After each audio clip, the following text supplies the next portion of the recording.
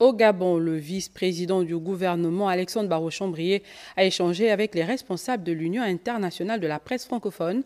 À l'heure du jour, la tenue prochaine à Libreville de l'Assemblée générale de cette organisation. On fait le point avec Frédéric Ndamukula et Peter Monfumbi.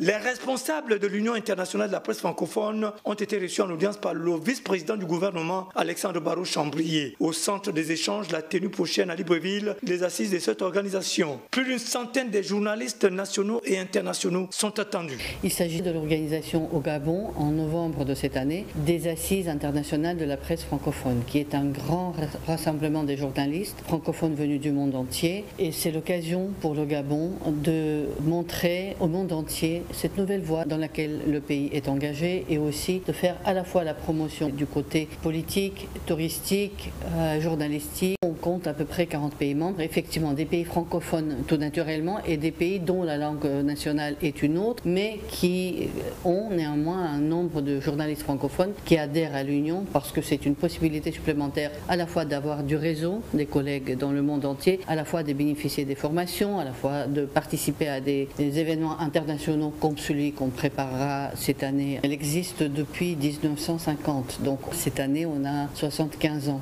qu'on va fêter au Gabon. Rappelons que l'UIPF, dans sa représentation nationale, compte en son sein des responsables d'organes publics et privés. Nous sommes aujourd'hui 82 membres au sein de l'UIPF Gabon depuis 2022. C'est d'abord un cadre où on fait la promotion de la langue française. C'est un cadre également où il se passe des formations.